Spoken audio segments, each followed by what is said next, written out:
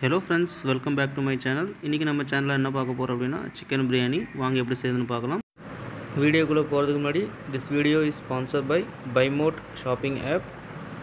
BuyMote e-shopping appல உங்களுக்கு தேவையான grocery items எல்லாமே கம்மி விலையில வாங்கிக்கலாம். வீடியோவோட descriptionல லிங்க் கொடுத்திருக்கேன். ஆப்பை டவுன்லோட் பண்ணி பர்ச்சேஸ் ஸ்டார்ட் பண்ணுங்க. வாங்க இப்ப வீடியோக்குள்ள போலாம். ஒரு 1/2 kg கறி எடுத்து வாஷ் பண்ணி எடுத்து வச்சிருக்கேன். பிரியாணிக்கு தேவையான இலை வகைகள் 2 பெரிய வெங்காயம் பொடி பொடியாக நறுக்கி வச்சுருக்கேன், 4 தக்காளி நறுக்கி வச்சுக்கோங்க, இஞ்சி பூண்டு 2 பச்சை மிளகாய், ஒரு கொத்து கொத்தமல்லி, ஒரு கொத்து புதினா, ஒரு கப்பு தயிர். இப்போ ஒரு குக்கர் எடுத்து வச்சு தேவையான அளவு எண்ணெய் சேர்த்துட்டு அது கூடவே வந்து பார்த்திங்கன்னா 1 டேபிள் ஸ்பூன் அளவுக்கு நம்ம நெய்யை சேர்த்துட்டு பிரியாணி இலை வகைகளை வந்து கூட சேர்த்துக்கலாம். இப்போது நறுக்கி வச்சு பச்சை மிளகாயும் ஆட் பண்ணிக்கலாம். வெங்காயத்தையும் நம்ம கூட ஆட் பண்ணிக்கலாம். வெங்காயம் ஆட் பண்ணிட்டு நல்லா பொன்னிறமாக வந்து லோ ஃப்ளேமில் ஃப்ரை பண்ணி எடுத்துக்கணும்.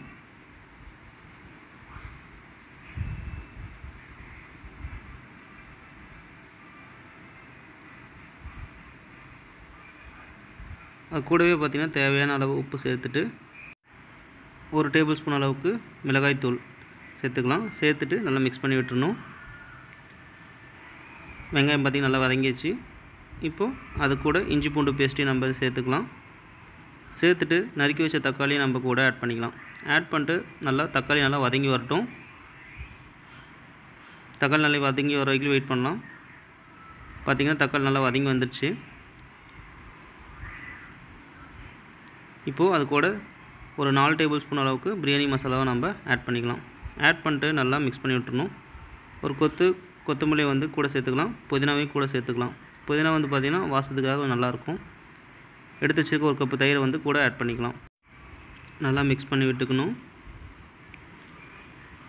நல்லா மிக்ஸ் பண்ணி விட்டுட்டு வாஷ் பண்ண சிக்கனை வந்து குக்கரில் ஆட் பண்ணிக்கலாம். ஸோ இந்த மாதிரி சேர்த்துட்டு நல்லா மிக்ஸ் பண்ணி விட்டுறணும்.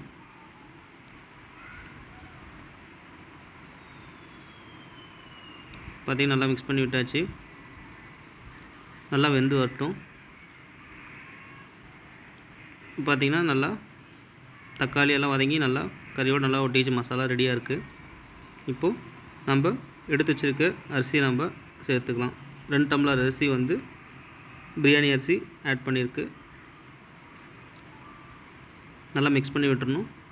இப்போது அது கூட 2 டம்ளர் தேங்காய் பாலை வந்து நம்ம ஆட் பண்ணிக்கலாம். 2 டம்ளர் தண்ணியும் சேர்த்துக்கலாம். அதாவது 2 டம்ளர் அரிசிக்கு 4 டம்ளர் தண்ணியும் சேர்க்கணும். அது கூட நாங்கள் என்ன பண்ணியிருக்கோம் அப்படின்னா 2 டம்ளர் தேங்காய் பாலும் 2 டம்ளர் தண்ணியும் ஆட் பண்ணியிருக்கோம். கொஞ்சோண்டு வந்து பார்த்திங்கன்னா டேஸ்ட்டுக்காக எலுமிச்சம்பழத்து சாறையும் நம்ம ஆட் பண்ணிக்கலாம். நல்லா மிக்ஸ் பண்ணி விட்டுட்டு கொத்தமல்லி தலையை வந்து மேலே அப்பா தூவி விட்டு பார்த்திங்கன்னா நல்லா வெந்து வருது. இப்போது குக்கர் மூடியை வந்து நம்ம போட்டு விசில் வர வரைக்கும் வெயிட் பண்ணலாம். பார்த்திங்கன்னா விசில் வந்துடுச்சு. விசில் அடங்கினதும் ஓப்பன் பண்ணி பார்க்கலாம். பார்த்திங்கன்னா பிரியாணி ரெடியாக இருக்குது. ஸோ இந்த மாதிரி உங்கள் வீட்டில் நீங்கள் கண்டிப்பாக ட்ரை பண்ணி பாருங்கள், நல்லாயிருக்கும். இந்த வீடியோ உங்களுக்கு பிடிச்சிருந்துச்சுன்னா லைக் பண்ணுங்கள், கமெண்ட் பண்ணுங்கள், சப்ஸ்கிரைப் பண்ணுங்கள். சப்ஸ்கிரைப் பண்ணிட்டு பக்கத்தில் இருக்க பெல் ஐக்கனை ப்ரெஸ் பண்ணுங்கள். அப்போ தான் நான் போடுற வீடியோட நோட்டிஃபிகேஷன் உங்களே வந்து சேரும். தேங்க்யூ.